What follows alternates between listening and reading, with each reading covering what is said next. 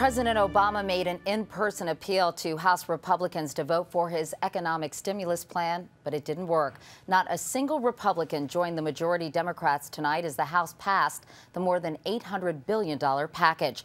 The final tally, 244 yeas and 188 nays.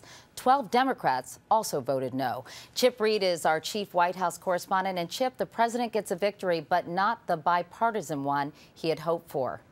That's right, Katie. The White House says this is a victory for the president, but certainly there is also some disappointment that he worked so hard to get bipartisan support and couldn't get a single Republican vote.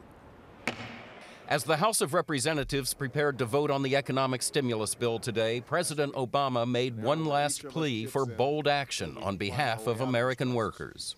The workers who are returning home to tell their husbands and wives and children that they no longer have a job. And all those who live in fear that their job will be next on the cutting blocks, they need help now. House Democrats voted overwhelmingly for the bill, which they say will create 3 to 4 million jobs. Every week that we delay is another 100,000 or more people unemployed. But Republicans relentlessly attacked the bill, despite the president's extraordinary efforts to get bipartisan support.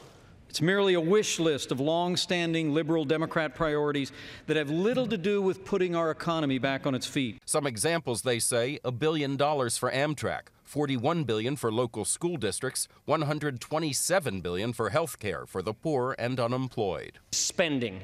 Just plain old spending.